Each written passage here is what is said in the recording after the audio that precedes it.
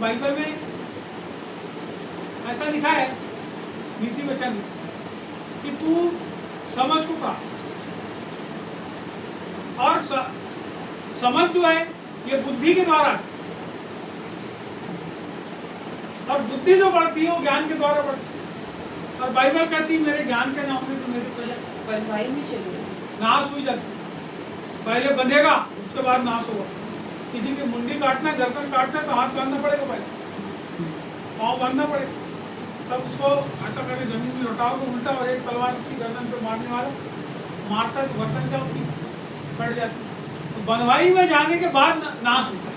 तो दो बार प्रभु ने दो तरीके से इस वचन को लिखा है। एक जगह लिखा है मेरे ज्ञान के होने से मेरी प्रजा बंधुआई में जाती है, और दूसरी जगह लिखा मेरे ज्ञान के न होने से मेरी प्रजा नाश है। तो ज्ञान, बुद्धि और समझ बाइबल में लिखा है। घर तो बुद्धि के द्वारा बनता है और समझ के द्वारा स्थिर होता है। घर बुद्धि के द्वारा बनता है। बना लिए किसी ने घर, बहुत बुद्धिमानी से बनाया, दरवाजा इधर, फलाना इधर, ढिमका उधर, ऐसा उधर, लेकिन स्थिर रखना समझ के द्वारा। अब घर बनाया और बेच दिया उसको, स्थिर है। कितने लोग घर बना बना के बेच रहे हैं, वो पैसे कमा रहे, और उनके घर में लड़ाई झगड़े हो रहे हैं, औरत अलग जा रही है, आदमी अलग जा रहा है, बाल बच्चे अलग जा रहे हैं। तो समझ के द्वारा स्थिर, तो समझ यदि होगी तो घर स्थिर रहेगा। और समझ को स्थिर रखने के लिए प्रभु के निकटता में उसकी भक्ति में रहना पड़ेगा। आज हम उन बातों को बाइबल से सीखेंगे। आज इस समय हम निकालेंगे यशायाह की किताब और उसका 30वां अध्याय, और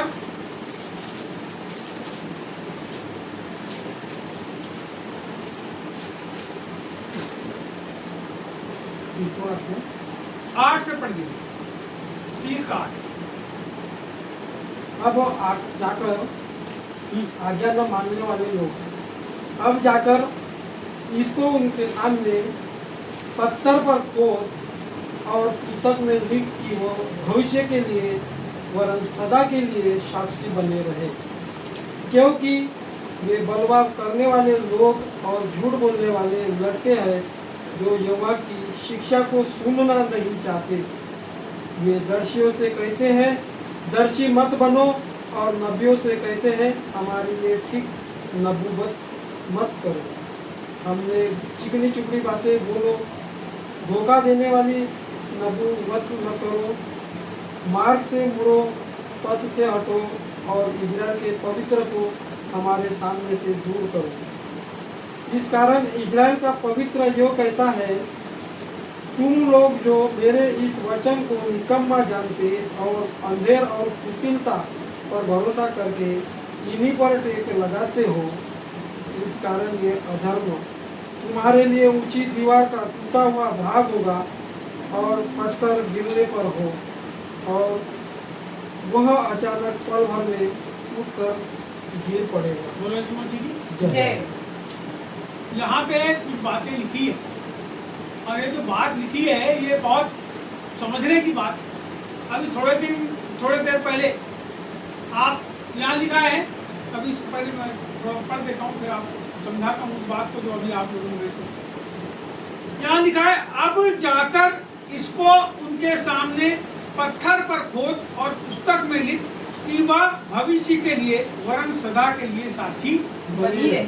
आपको पता है ये जो वचन है जो हमारे पास है, जो हमारी बाइबल है, मैं इसको जो पढ़ रहा हूँ उस समय यशायाह को परमेश्वर ने कुछ बातों को कहा अपने लोगों को बोलने के लिए, और उसने जाकर कोई उसको पत्थर पे भी खोदा और क्या किया, लिख भी दिया।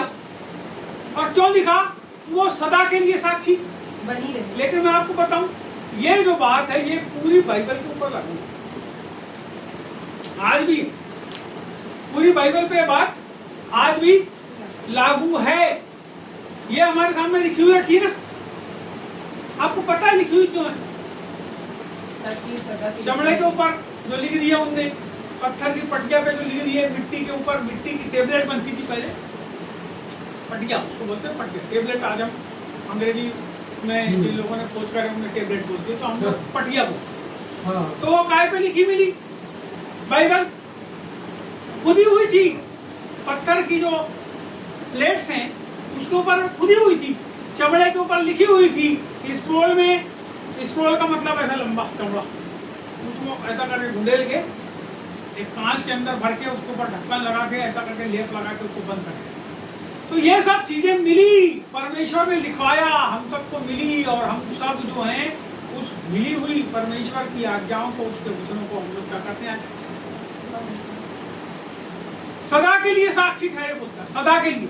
कितने दिन के लिए? सदा के लिए। इसका मतलब ये टल जाएगा वचन? नहीं। कई लोग कहते हैं कि, कई लोग ऐसा प्रचार किए पहले जब हम प्रभु में आए, आप लोगों ने कभी सुने होंगे कि ये वचन जो है धरती के ऊपर से उठने वाले हैं। जब हम नए आए थे तो किसी ने बताया तो हम बहुत घबरा के खूब मैंने जल्दी पूरी बाइबल पढ़ ली। अरे उठ जाएगा तो फिर क्या हुआ? फिर पढ़ते जब बहुत दिन हो गए तब हमको ये समझ में आया कि वचन नहीं उठाया जाएगा, पवित्र आत्मा जब कलीसिया उठाई जाएगी तो उसके साथ पवित्र आत्मा भी इस धरती से उठाई। तब हमको समझ आया कि वचन तो रहेगा। और अब मेरे को और ज्यादा समझ में आता है कि जब पवित्र आत्मा चले जाएगा तो प्रकाशन खत्म होगा। जब कलीसिया के साथ पवित्र आत्मा उठा लिए जाएंगे, क्योंकि किसके लिए भेजे गए? पवित्र आत्मा कलीसिया के लिए। और जब कलीसिया ही धरती पर रहेगी तो वो रहेंगे यहाँ। बाकी परमेश्वर का आत्मा सारे ब्रह्मांड में एक जैसा समाया हुआ है, परंतु उसकी आत्मा में का आत्मा जिसके द्वारा क्रिएशन होता है वो खास तौर पे उसके विश्वास करने वालों के साथ की सहायता के लिए इस धरती पे है, अभी है। जब आप दिखा 2 या 3 मेरा नाम से जमा होगा, वहां परमेश्वर का आत्मा हमारे लिए और उसकी उपस्थिति हमारे लिए गाढ़ी हो जाती है और हम उसको महसूस करेंगे। इसका मतलब ये नहीं है कि बाकी जगह नहीं, सब जगह। लेकिन ये जो खास तौर पे सहायक के रूप में जो पवित्र आत्मा परमेश्वर हमारे साथ हैं, वो वचन के प्रकाशन के लिए, वचन के अनुसार जीवन जीने के लिए, पाप से मुक्ति पाने के लिए उनका हमारे बीच में आगमन, सदा काल के लिए वाचा, सदा काल के लिए यहाँ पे लिखा है साक्षी बनी रहे। क्योंकि वे बलवा करने वाले लोग और झूठ बोलने वाले लड़के, अब ये जो साक्षी बनाया है उसने किन लोगों के लिए साक्षी बनाया? बलवा करने वाले लोग और झूठ बोलने वाले लड़के। बलवा करने का मतलब क्या हुआ?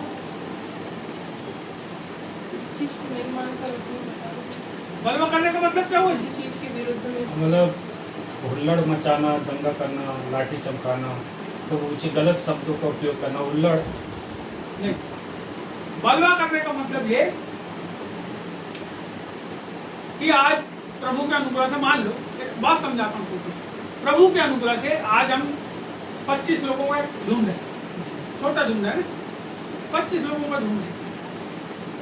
हमको प्रार्थना में बराबर 10:30 बजे से बैठना है, 12:30 1 बजे, ठीक है।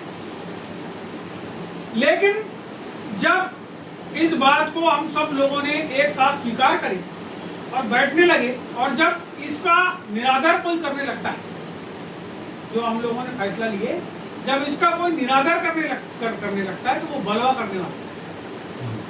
जब कोई आदमी उसके अनुसार नहीं चलता, वो बलवा करने वाला है।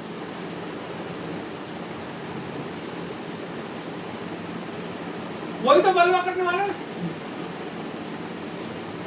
जब कोई किसी के, जैसे बाइबल में लिखा है तुम अपने अगुओं के अधीन रहो, जब अधीनता नहीं होती इसका मतलब क्या कर रहा है? बलवा कर।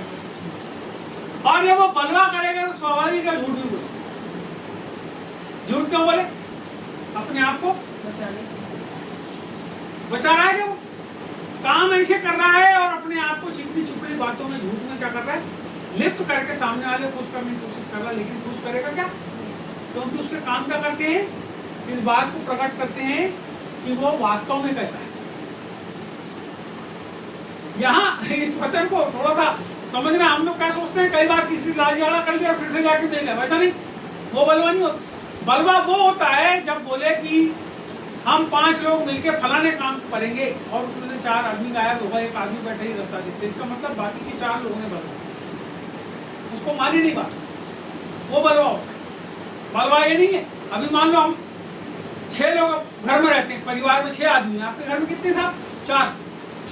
4 आदमी, 2 आदमी अपने मन से चलने लगे, 2 आदमी अपने मन से चलने लगे, एक दूसरे की बात में सुने, लड़ाई झगड़ा करें, एक ही घर के नीचे रहे, वो क्या है? वो बलवा है। वो कभी एक दूसरे के साथ रह भी रहे हैं, लेकिन उनका मन उनके साथ नहीं, और देखते भी हैं गारपुर एक दूसरे, लड़ाई करने की कोशिश करते हैं बार-बार। इसका मतलब क्या है? वहां बलवा। तो कलीसिया में भले ही बहुत सारे लोग हो जाएं, बहुत सारे परिवार हो जाएं, लेकिन यदि वो एक मन के नहीं है तो फिर परमेश्वर का आत्मा वहां काम नहीं करता, क्योंकि वहां पे बलवा। यहाँ पे परमेश्वर कुछ बात को बता रहा है, वो बोलता है क्योंकि वे बलवा करने वाले लोग और झूठ बोलने वाले लड़के हैं जो यहोवा की शिक्षा को सुनना नहीं चाहते। अब क्या बताया उसने आगे? जो यहोवा की शिक्षा को सुनना नहीं किस चीज को नहीं सुनना चाहते? यहोवा की शिक्षा को। इसीलिए वो बलवा करने वाले। कलीसिया जब परमेश्वर की बातों को नहीं सुनती तो वो बलवा करने वाली होती। जब कलीसिया परमेश्वर के लोगों की बातों को नहीं सुनती, जब वो एका नहीं रहती वचन के अनुसार, तो वो बलवा करने वाली होती है। और आगे बोलता है, अब देखो उसमें से कुछ लोग हैं वो क्या कर रहे हैं, वे दर्शियों से कहते हैं। अभी आपने क्या देखे? दर्शन। आप लोगों ने देखे ना, अभी प्रार्थना कर रहे तो दर्शन। बोले भैया बहुत जोर से प्रार्थना करें, आत्मा में होंगे तो हम लोग दर्शन देखने लगे, हमको दिखने लगा। आपने भी दर्शन देखे, आपने भी दर्शन देखे, क्या कुछ आपको अनुभूति? तो यहाँ पे लिखा है वे दर्शियों से कहते हैं दर्शी मत बनो। दर्शी का काम क्या है? देखना, दर्शन। वो देखता है और वो देख के बताता है। किसको बताता है? उन बलवा करने वालों को बताता है कि तुम लोग गड़बड़ कर रहे हो, तुम्हारे बारे में मेरे को दर्शन मिला। समझ रहे हैं बात? अभी आपने जो दर्शन देखा बलवा करने वालों को के लिए वो दर्शन। आप देख रहे हो कलीसिया बंद हो गई, पुरानी कलीसिया बंद हो गई। इसका मतलब वो पुराने लोग हैं जिनके द्वारा कलीसिया बनती है, उनके मन प्रभु के लिए बंद हो गए, वो प्रार्थना में आना बंद होगा, इसलिए वो कलीसिया बंद हो गई। अभी हम 6 लोग, 8 लोग, 10 लोग जो भी बैठे, अभी हम बैठे, लेकिन कुछ ऐसे लोग भी होंगे यहाँ के जो 8, 10, 15, 20 जो क्या किए, प्रार्थना में आना बंद कर दिया, अपने घर में प्रार्थना करना बंद कर दिया। इसलिए आपको दिख रहा है पुरानी कलीसिया कैसी हो गई, बंद हो गई। आप देख रहे हैं नूह की जहाज, एक देख रहे थे ना, नूह की जहाज है, उसमें वही लोग बचे जो प्रभु की बात को, बाकी के लोग क्यों नहीं? आपको पता है नूह की जहाज क्या है? आज नूह का जहाज जो है वो कलीसिया है, और कलीसिया के अंदर जो लोग होते हैं वही बचाए जाते। कलीसिया के अंदर वो लोग होना चाहिए। जब कलीसिया के अंदर लोग होंगे तो वो लोग बचाए जाएंगे। बलवा करने वाले, परमेश्वर की आज्ञा का निर्वहन ना करने वाले लोग कलीसिया के बाहर होते हैं, वो बलवा करने वाले, वो झूठ बोलने वाले होते हैं। उनसे पूछोगे क्यों नहीं आए प्रार्थना में, तो झूठ बोलते हैं।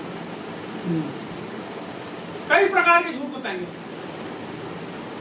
और झूठों का बाप कौन है? शैतान। कौन है भाई? है ना? कोई और है? हाँ, लिखा है ना बाइबल। ले लो ना, ले लो, ले लो। यहाँ पे बलवा करने वाले और झूठ बोलने वालों के बारे में बाइबल बहुत स्पष्ट रीति से बताता है। हमको ये बात समझने की जरूरत है। यहाँ पे हम इस वचन को थोड़ा और आगे देखेंगे। वे दर्शियों से कहते हैं दर्शी मत बनो, और नबियों से कहते हैं हमारे लिए ठीक नबूवत मत करो, हमसे चिकनी चुपड़ी बातें बोलो, धोखा देने वाली नबूवत करो। आज की तारीख में यदि मैं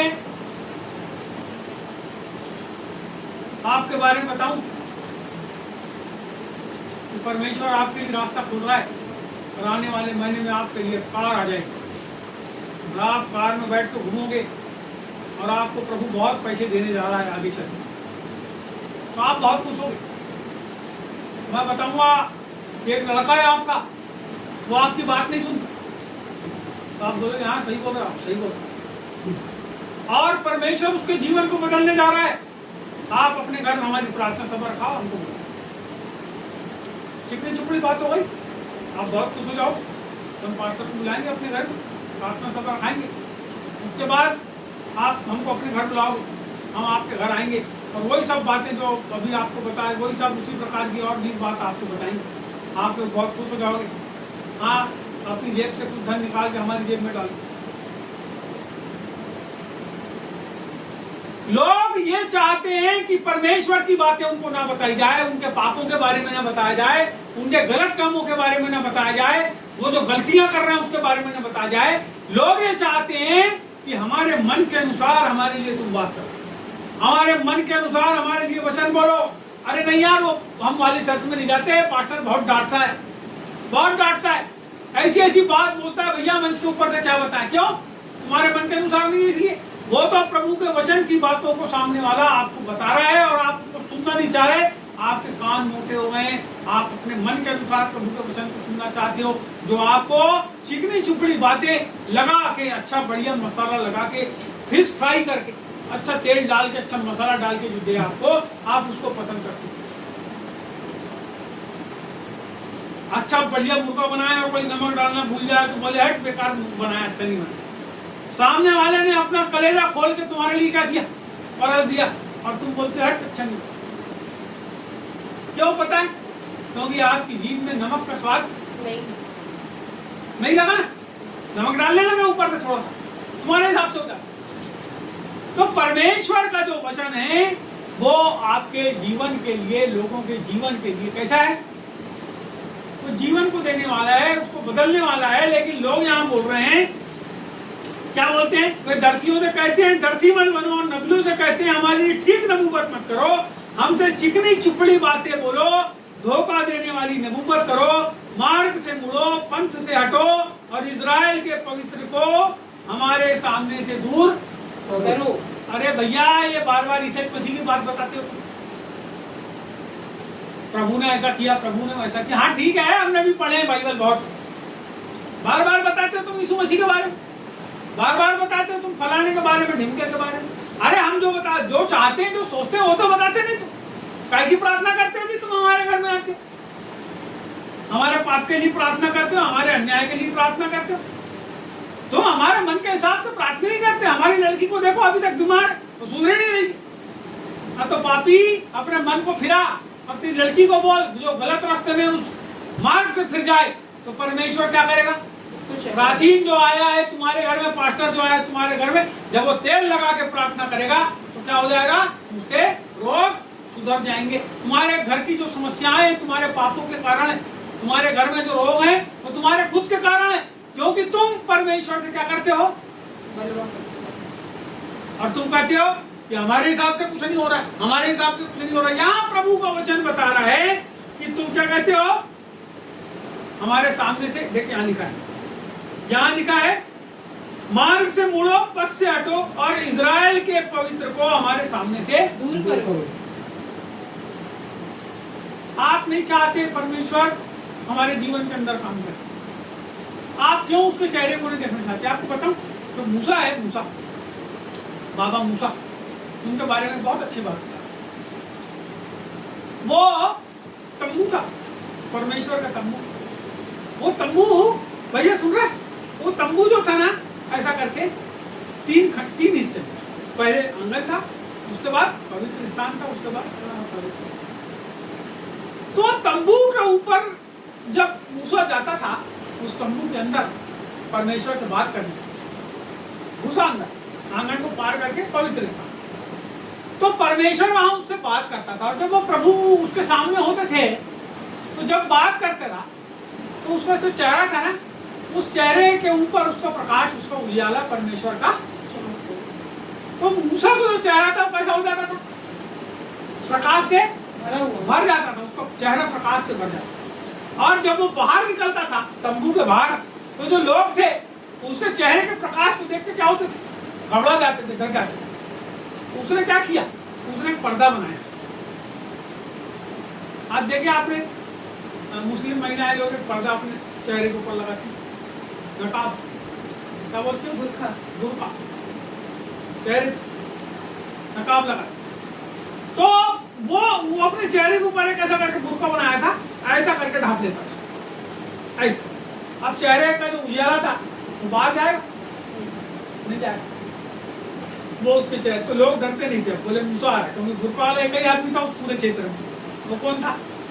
जब वो परमेश्वर के पास जाके उसकी शिक्षाओं को पाता था, जब वो प्रभु से बात करता था, इजराइल के लिए कुछ निर्णय को परमेश्वर देता था, तो आगे भर बाहर बताता था, तो बाहर बताता था, तो मूसा का भी बलवा करे लोगों ने। क्या बोले उसको?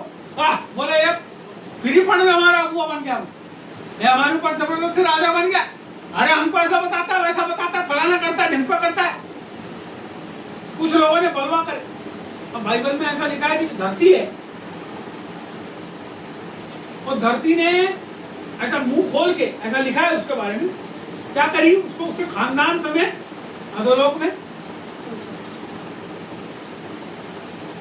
आज परमेश्वर का अनुग्रह हमारे जीवन के ऊपर है, और जो अनुग्रह हमारे जीवन के ऊपर है, उस अनुग्रह के कारण हम लोगों को कुछ नहीं हुआ। आज हम जो प्रभु के अनुग्रह में है ना, परमेश्वर की बात नहीं सुनते, अपने मन की मनमानी करते। पुराना नियम रहता तो कब तक निपटारा हो जाएगा, इतना दिन लगता ही नहीं। अरे तुम प्रभु की बात कर रहे हो, इजराइल के इतने खराब लोग थे, कोई गलती करता था तो पत्थर मार मार के उसको क्या करते थे। और आज लोग गलती किए जा रहे हैं, प्रभु का नाम लेके जो है अपने मनमानी कर रहे हैं। इसका कारण यह है कि आप अनुग्रह के युग में, इसलिए आपको कुछ, लेकिन इस बात को कलीसिया को नहीं भूलना चाहिए कि परमेश्वर न्यायी भी है। परमेश्वर न्यायी भी है। यदि आज हमारे जीवन के ऊपर अनुग्रह को करके रखा है, तो इसका मतलब यह नहीं है कि न्याय नहीं करेगा, तो न्याय भी हमारे जीवन के ऊपर। हम अपने विश्वास के ऊपर बिल्कुल अडिग रहे, हम परमेश्वर के आज्ञाओं को अपने जीवन में बराबर मानते रहे, जैसा वो चाहता है हमारे जीवन के अंदर हम वैसा करते हैं, तो हम उन बातों से कैसे रहेंगे? बचे रहेंगे पश्चाताप के द्वारा। यहाँ पे लिखा है, इस कारण इजराइल का पवित्र यूं कहता है, तुम लोग जो मेरे इस वचन को निकम्मा जानते हो। क्या करते हैं? तुम लोग जो मेरे वचन को निकम्मा जानते हो। बोलो निकम्मा। निकम्मा क्या होता है निकम्मा? बिना काम का, बगैर कमाई। अरे इससे कोई फायदा नहीं, क्योंकि जो काम नहीं करेगा वो कमाई भी करेगा नहीं करेगा। तुम जो मेरे वचन को निकम्मा जानते। अरे मेरे भाई, यीशु मसीह ने कहा,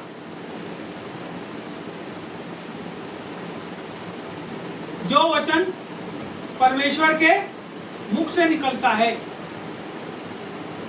उसके द्वारा मनुष्य जीवन पाता है। वो रोटी है, वो रोटी है। शैतान ने कहा कि तुम्हें पत्थर को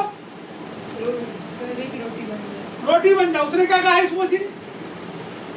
मनुष्य केवल रोटी से नहीं, परंतु हर एक वचन से जो परमेश्वर के मुख से निकलता है जीवित रहेगा। तो जीवन कहाँ से है? प्रभु के वचन में। और हम किस चीज में जीवन ढूंढते? यदि हम पत्थर में जीवन ढूंढेंगे तो फिर मुश्किल है। और ये जो संसार है ये पत्थर है, ये संसार कोई काम करेंगे। लेकिन हम परमेश्वर के वचन को यदि निकम्मा जानेंगे तो फिर मुश्किल में हम पड़ेंगे। परमेश्वर का वचन शाश्वत है हमारे जीवन के लिए। बाइबल कहती है मार्ग हमारे जीवन के लिए उजियाला है। जब हम उस वचन को छोड़ेंगे तो फिर हमारे जीवन के अंदर दिक्कत होगी यदि हम उसको निकम्मा जानेंगे। यहाँ पे बोलता है, इस कारण इजराइल का पवित्र यूं कहता है, तुम लोग जो मेरे इस वचन को निकम्मा जानते हो और अंधेर और कुटिलता पर भरोसा करके उन्हीं पर टेक लगाते हो। अंधेर और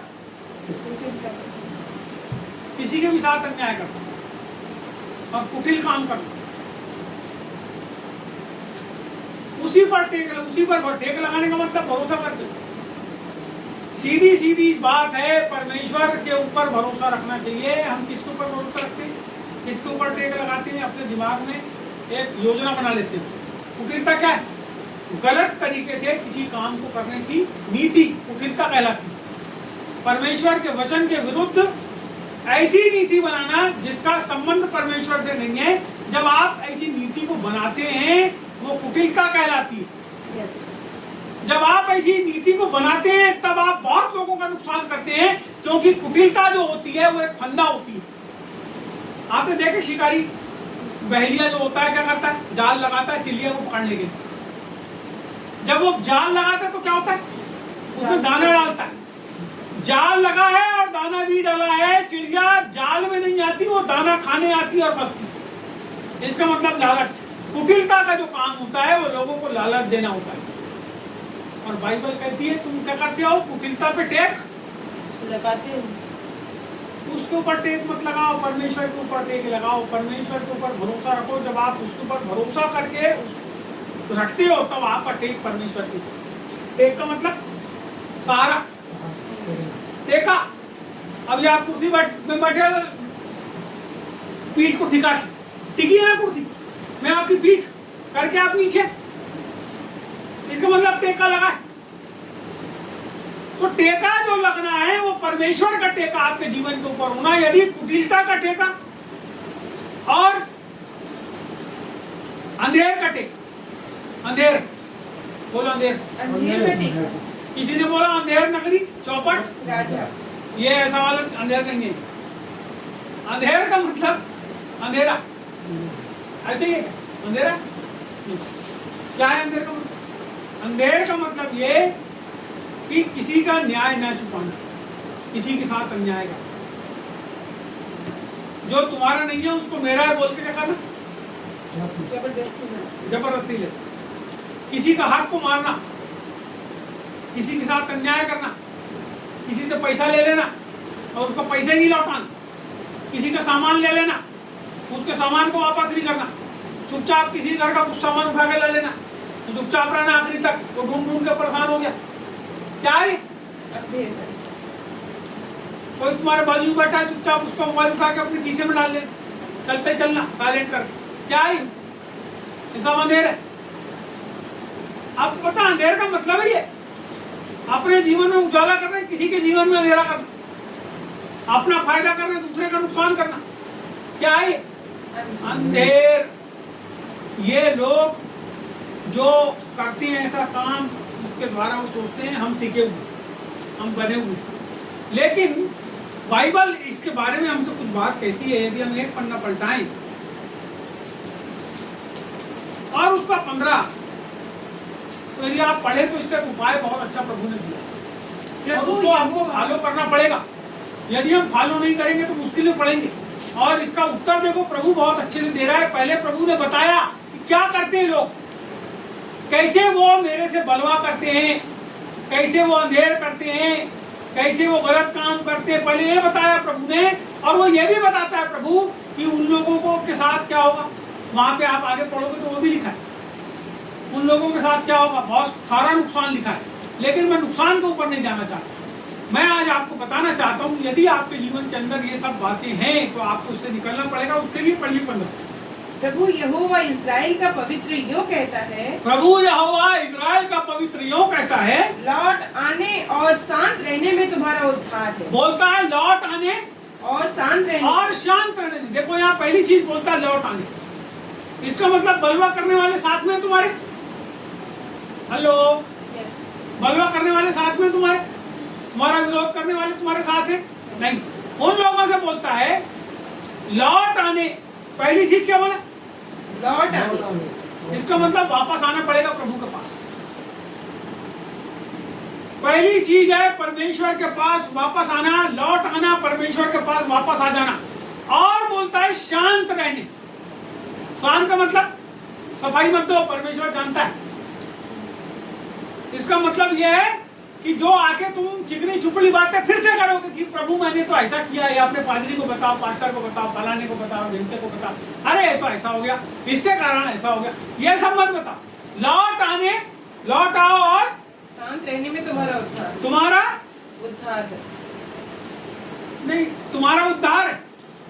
और आगे बोलता है, आगे पढ़ो, शांत रहने और भरोसा रखने में तुम्हारी वीरता है। और बोलता है शांत रहने और भरोसा रखने में तुम्हारी वीरता है।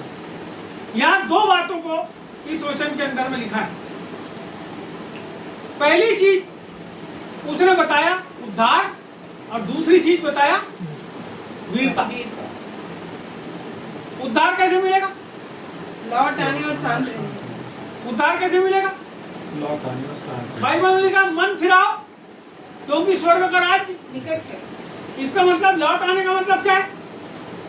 अभी आप सीधे जा रहे हैं यहाँ से गोंदिया, वापिस अगर तुमको तुरंत आना है तो क्या करना पड़ेगा? यू टर्न मारना पड़ेगा, पूरा रिवर्स आना पड़ेगा वापस। यहाँ जितना चले गए हो वो सब चीजों को छोड़ के वापस परमेश्वर के पास आओ, लौट आ जाओ और शांत रहो। उसके सामने आके हाथ जोड़ के जो कुछ भी है सब रख दो, शांत हो जाओ।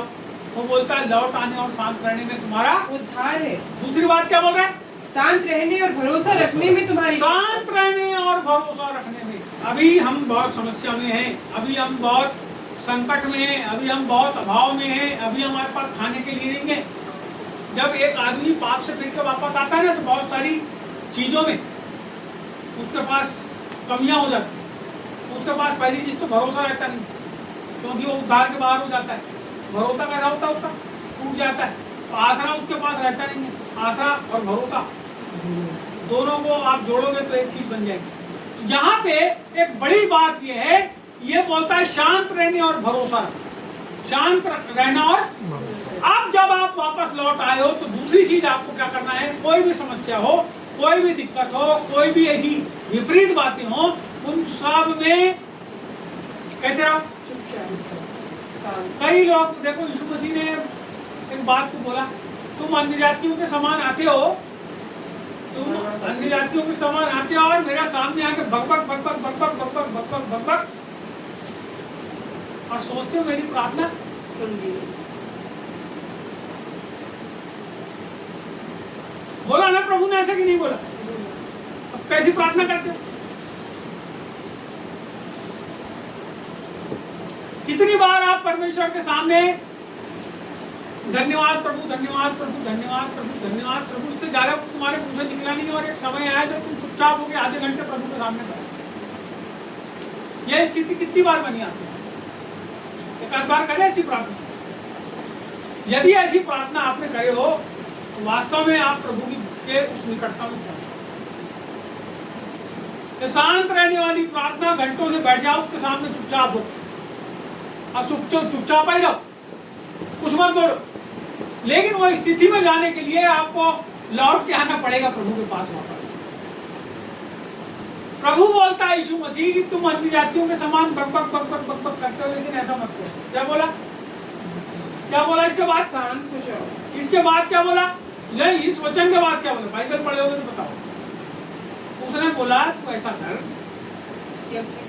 कि अपनी कोठरी में और जाके दरवाजा और उसके बाद अपने पिता से जो गुप्त में है प्रार्थना कर, बातचीत कर, क्या कर? आपको एकांत में आने की जरूरत है, लौट आने की जरूरत है, परमेश्वर के पास आने की जरूरत है। और अपने हृदय में ये जो है ना कोठरी, हृदय की कोठरी, कोई बड़ी बात नहीं है कि तुम 50 लाख लोगों के बीच में खड़े हो, कोई दिक्कत नहीं। बाइबल में लिखा है परमेश्वर तुम्हारे मनों को जानने वाला है। तो ये जो हृदय है ना, इस हृदय के अंदर में आप उतर जाओ और अपने मन में भी यदि आप परमेश्वर से बात करोगे तो परमेश्वर आपकी बात को परमेश्वर मेरी बात को सुनेगा, आपकी बात को सुनेगा, सबकी बात को सुनेगा। लेकिन शर्त है लौट आओ और शांत रहो, तुम्हारा उद्धार होगा। दूसरी बात, शांत रहो और भरोसा रखो कि मेरा भरोसा। देखो यहोशापात के बारे में बहुत अच्छी बात लिखी। उसके ऊपर एक राजा ने क्या किया? चढ़ाई कर दिया और उसको घेर लिया। कितने हजार सैनिक थे? कई हजार थे। इसने क्या किया? कुछ लोगों को तैयार करा कि अपने को क्या करना है, युद्ध करना, और प्रभु के पास जाके प्रार्थना करना। प्रभु ने उससे बोला युद्ध तेरा नहीं मेरा है। बोला ठीक है, शांत हो और प्रभु के ऊपर भरोसा। तो गया प्रभु के पास, लौट के आया ना प्रभु के पास। अब क्या हुआ? जब इसके सैनिक लोग गए उस जगह के ऊपर तो क्या देखे उनने कि वो जितने भी लोग थे वो एक दूसरे को मार के, वो जो सैनिक थे उन लोगों ने एक दूसरे को ही मारे रात को। सुने, किसी ने नहीं मारा उनको, उन्हें एक दूसरे को ही रात को धड़ा मारे और वो पूरे के पूरे एक दूसरे को मार के मिट गए। किसकी लड़ाई थी? कई बार हम सोचते हैं यीशु मसीह में आ गए, हमारा लोग विरोध कर रहे, तुम्हारा नहीं कर रहे। कई बार हम प्रभु में जब आ जाते हैं तो लोग हमारा विरोध करते हैं, हम रोड के ऊपर झंडा लेके निकल जाते हैं। मेरे परिवार में, आपके परिवार में, आपके परिवार में, आपके परिवार में लोगों ने विरोध करे होंगे। मैं आपको बताऊं किसका विरोध किया? प्रभु का विरोध। आप प्रभु ने बोला जब कोई विरोध करेगा तो आनंदित और मगन ऐसे लिखा क्या? या और कुछ लिखा? हम लोग क्या करते हैं? हम लड़ाई झगड़ा करने के लिए रोड में निकल जाते हैं। जाते हैं क्या? नहीं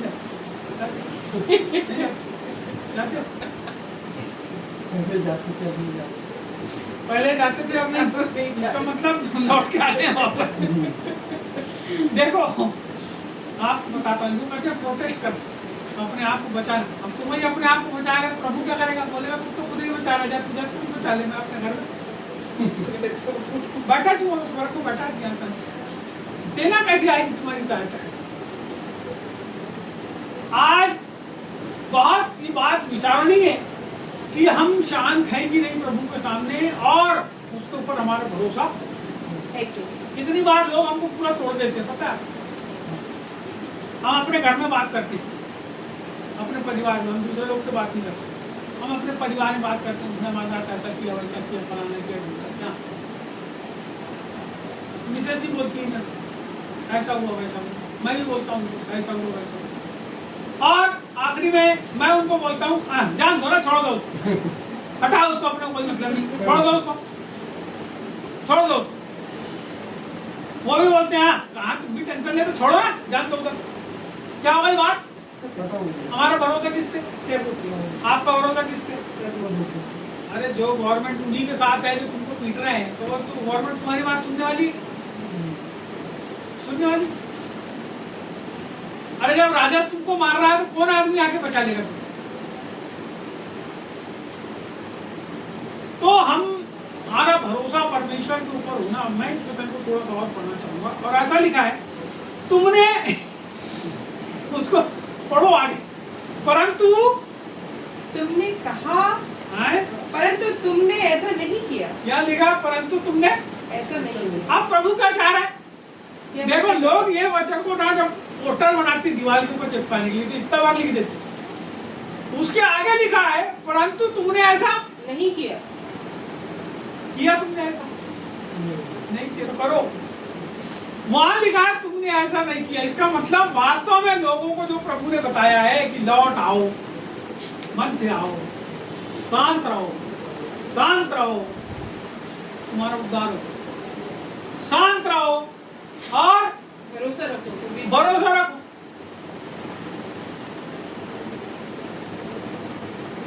वीर ठहरोगे ना, वीर बन जाओ। अरे ज्यादा ही भरोसा रखोगे तो महावीर बन जाओ। समझ रहे बात? लेकिन बाइबल यहां बोल रही, देखो उपाय भी उसने बताया क्या करना है, फिर बोलता है लेकिन तुमने ऐसा नहीं किया। तुमने कहा, देख आगे बोलना, तुमने कहा नहीं हम तो घोड़े पर चढ़कर भागेंगे, इसलिए तुम भागोगे, और यह भी कहा हम तेज सवारी पर चलेंगे, इसलिए तुम्हारा पीछा करने वाले उससे भी तेज होंगे। एक ही की धमकी से 1000 भागेंगे, और 5 की धमकी से तुम ऐसा भागो कि अंत में तुम पहाड़ की चोटी के डंडे या टीले की तरह की ध्वजा के समान रह जाओगे, तो चिन्ह के लिए गाड़े जाते हैं। हालत कैसी हो जाएगी बक के? पहाड़ पे टंगे हुए झंडे की, झंडे की कोई वैल्यू है क्या? तुम्हारी वैल्यू की झंडे की वैल्यू? और तुम जब भागोगे तो ऐसा भागोगे, एक आदमी घुड़की देगा, बोलता है एक आदमी तुमको डराएगा तो कितने आदमी भागोगे? 1000 भागेंगे। एक आदमी डराएगा तो 1000 भागेंगे। तो तुम ऐसे, तुम हो किसकी आदमी ये बताओ मेरे? तुम्हारा भरोसा किसके ऊपर? यहाँ प्रभु बता रहा है उपाय, उसकी बात को सुनते नहीं है और हम अपने हिसाब से अपना दिमाग चलाएंगे। बोलता है। एक आदमी डराएगा तो 1000 आदमी भागेंगे। दड़बड़। अरे हमारा बेचारा पादरी साहब, हमारा दोस्त, इतनी बड़ी मीटिंग करा उसने, 6-7 हजार आदमी के बैठने के लिए सब व्यवस्था करा, सब बहुत पैसा कौड़ी हमने खर्चा कर। हमको पता चला तो हम उनके साथ गए, थोड़ा बहुत ज्यादा नहीं गए, थोड़ा गए, हम उनके पास गए, लेकिन लोग उसके पास गए नहीं, लोग डर गए। मीटिंग को जब गवर्नमेंट ने कैंसिल करी तो लोग डर गए। वो लोग जो वहां 5000-6000 आदमी आने वाले थे, वो लोग डर गए, 5000-6000 आदमी डर गए, और एक भी आदमी जो है वहां पे एकदम नकली मसीह। किसी आदमी के पास जाके तुमको खड़े होने में भी शर्म आती है। कोई आदमी जो प्रभु का जन है, जो परमेश्वर की सेवा के लिए अपने जीवन को दिया है, उसके पास जाके तुमको खड़े होने में भी डर लगता है। तुम जाके सांत्वना के 2 शब्द नहीं कह सकते, जाके खड़े हो, भले ही वो तुमको एक्सेप्ट ना करे, कोई दिक्कत नहीं है। हो सकता है वो बोले अभी तुम्हें अपने हिसाब से हूँ, ठीक आए तुम, धन्यवाद, पानी पी लो, चाय पी लो, उसका भी उसने बोल दिया ठीक है, क्योंकि वो दुख में है ना, तो खुद ही टेंशन में, तुमको भले ही एक्सेप्ट ना करे, लेकिन तुम जाओ उसके पास जाके खड़े। यहाँ पे डर गए लोग, कारण पता है क्या है? क्योंकि ये सब के साथ भविष्यवाणी के वचन सुनने के लिए आना चाहते हैं। मेरी बात को सुनना, अपने मन की बातें हमारे मन के अनुसार जो आ रहा है, पादरी वो हमारे लिए भविष्यवाणी कर देगा, अरे फलाना कर देगा, ढिमका कर देगा, बहुत अच्छा रहेगा, बहुत अच्छा रहेगा, हमारे बाल बच्चे अच्छे हो जाएंगे। सुनो, ये सब फालतू की चीजें, तुम मन फिराओ और लौट के आओ, परमेश्वर के सामने घुटना टेको, माफी मांगो, अपने पापों की क्षमा मांगो। यदि तुम नहीं मांगते, मैं आपसे बताना चाहता हूँ, एक आदमी तुमको घुड़केगा और 1000 आदमी भागेंगे। यहाँ लिखा है, देख आगे लिखा है, और 5 की धमकी से तुम ऐसा भागोगे कि अंत में तो पहाड़ फिर और तुम्हारा पीछा करने वाले उससे भी तेज। यहाँ लिखा है, अभी एक बार और उसको पढ़ेंगे, पहाड़ की चोटी के डंडे या टीले के ऊपर की ध्वजा के समान रह जाओगे, जो चिन्ह के लिए गाड़ी जाए। स्थिति आदमी की कैसी हो गई यार? हाँ ये सही है, कौन है? हाँ ऐसी चलो,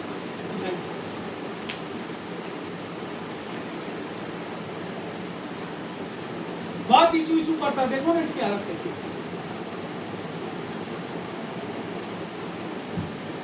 ईसाई नाम जो है, शब्द जो है झंडा के समान है, ऐसा हिलता है। और एक आदमी जिसके अंदर परमेश्वर रहता है, बाइबल कहती है जो आदमी ऐसा होता है उसके ऊपर हमला करने वाले एक मार्ग से हमला करते हैं, लेकिन 7 मार्ग से भागते हैं। हालेलुया। यहाँ पे एक आदमी डरा रहा और 1000 आदमी भग रहे। मैं बोलना चाहता हूं आज, तुम चलने वाले किसके पीछे हो? वास्तव में तुम्हारा मालिक कौन है? वास्तव में आप किसके पीछे चलने वाले हो? आपका भरोसा किसके ऊपर है? आप किसके सामने आपको शांत रहना चाहिए? सब जगह बक बक बड़बड़, बक बक बड़बड़, बक बक बड़बड़। परमेश्वर कहता है शांत हो जाओ और भरोसा रखो, इसी में तुम्हारी वीरता है। मैं अपनी बात भी बताता हूँ, कई बार हम लोगों को कई लोग छेड़ते हैं तो हम बहुत तेज में आ जाते हैं। बाइबल कहती है शांत हो जाओ और भरोसा रखो, परमेश्वर के ऊपर भरोसा रखो, इसी में तुम्हारी वीरता है। तो अभी यहोवा इसलिए विलंब करता है कि तुम पर अनुग्रह करे, इसलिए ऊंचे उठेगा कि तुम पर दया करे, क्योंकि यहोवा न्यायी परमेश्वर है। क्या ही धन्य है वे जो उस पर आशा लगाए रहते हैं।